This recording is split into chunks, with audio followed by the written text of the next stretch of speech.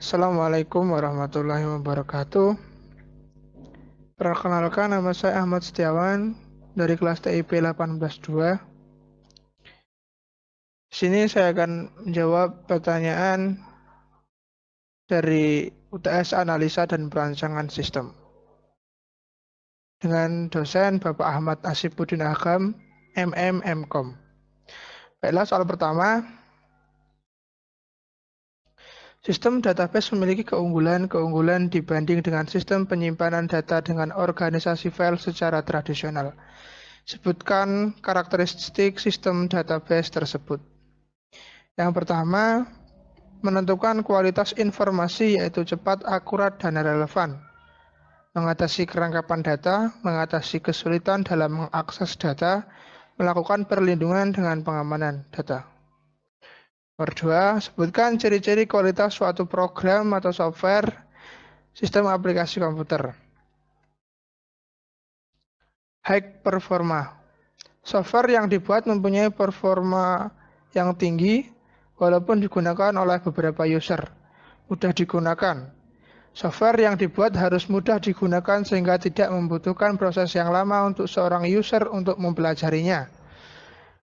Mempunyai penampilan yang baik. Software yang dibuat harus memiliki interface atau antarmuka yang menarik sehingga user tidak merasa bosan. Reliability, kehandalan sejauh mana suatu software dapat diharapkan melakukan fungsinya sesuai dengan ketelitian yang diperlukan. Mampu beradaptasi. Seharusnya software yang mampu beradaptasi dengan perubahan-perubahan teknologi yang ada. Nomor 3, jelaskan tentang apa yang dimaksud dengan istilah data integrity.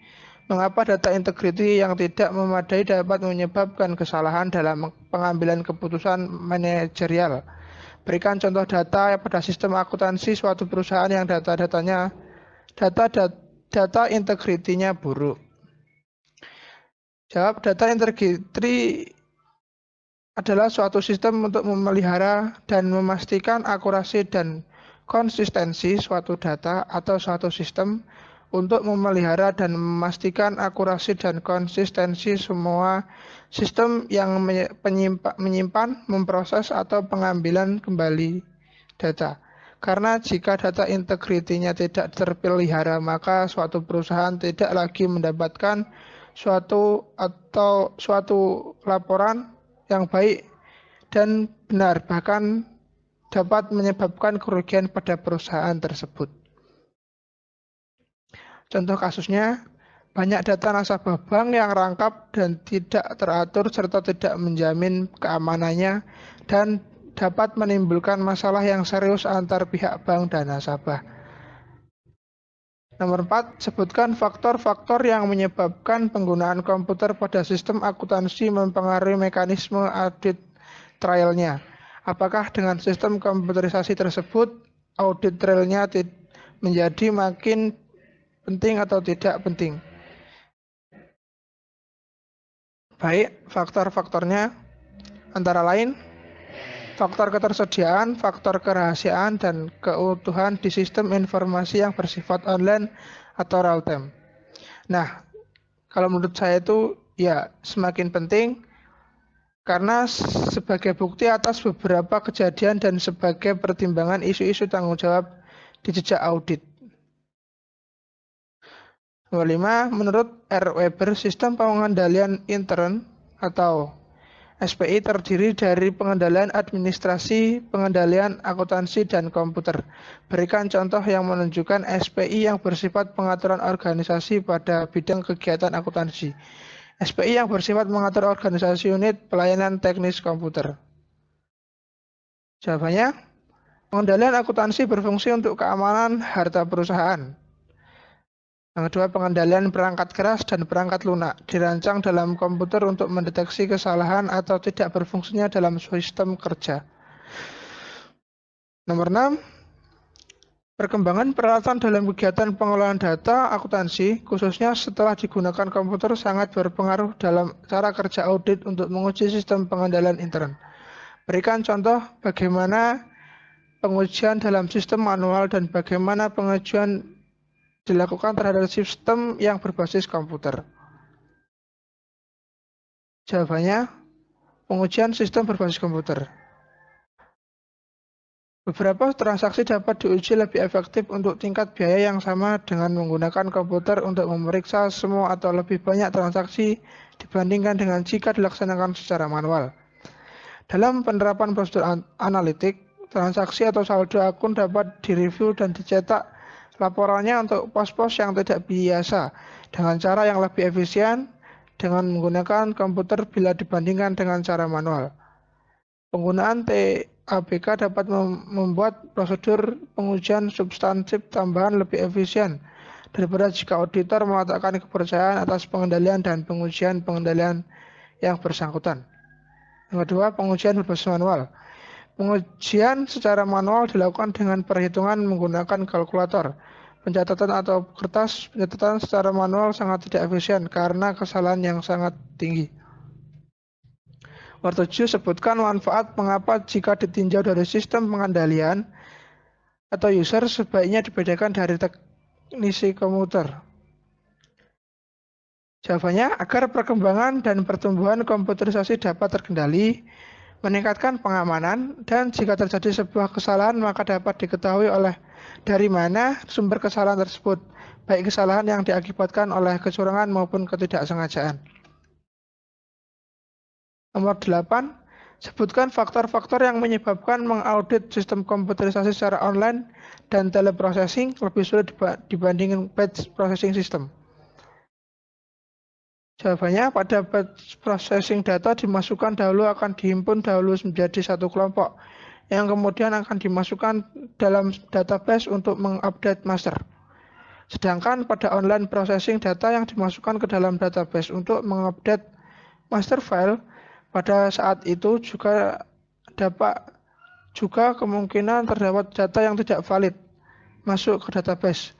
Waktu yang dibutuhkan untuk mengupdate database relatif lebih cepat daripada batch processing. Nomor 9, sebutkan dan jelaskan hal-hal apa saja yang menjadi perhatian utama auditor pada saat memeriksa atau mengevaluasi kegiatan program development life cycle pada fase perencanaan. Jawabannya, pada tahap perencanaan ini penting sekali menilai aspek internal control yang mana dapat memberikan masukan terhadap aspek resiko yang pada akhirnya akan menentukan luasnya pemeriksaan yang akan terlihat pada audit program, seperti A. Menyadari masalah kebutuhan akan proyek biasanya dirasakan oleh manajer perusahaan, non-manajer, dan elemen-elemen dalam lingkungan perusahaan. B. Mendefinisikan masalah setelah manajer menyadari adanya masalah. C. Menentukan tujuan sistem manajer dan analis sistem mengembangkan suatu daftar tujuan sistem yang harus dipenuhi oleh sistem untuk memuaskan pemakai. D. Mengidentifikasi kendala sistem baru dalam pengoperasian tidak bebas dari kendala. Membuat studi kelayakan adalah suatu tinjauan sekilas pada faktor-faktor utama akan mempengaruhi kemampuan sistem untuk mencapai tujuan yang diinginkan. Menyiapkan usulan penelitian sistem. Nomor 10, disebut dengan istilah apa suatu mekanisme untuk melacak data yang diproses dan sangat penting manfaatnya terutama dalam sistem akuntansi berbasis komputer. Jelaskan. Jawabannya, Accounting Informatic System atau AIS, yang dalam bahasa Indonesia berarti Sistem Informasi Akuntansi atau IA, adalah sistem informasi yang melaksanakan aplikasi akuntansi perusahaan. Yaitu sebagai pengolah data perusahaan, perusahaan tidak dapat memilih untuk menggunakan SIA atau tidak. Sistem ini merupakan keharusan. Semua perusahaan pada dasarnya melakukan prosedur-prosedur yang sama. SIA lebih berorientasi pada data dibandingkan pada informasi. Walaupun ada beberapa informasi yang dihadirkan, sistem informasi akuntansi menyediakan database sebagai sistem informasi lain. IA adalah satu-satunya sistem informasi yang bertanggung jawab memenuhi kebutuhan informasi di luar perusahaan, menyediakan informasi untuk seluruh lingkungan kecuali pesaing. Tugas utama sistem informasi adalah pengumpulan data, manipulasi data, penyimpanan data, menyediakan dokumen.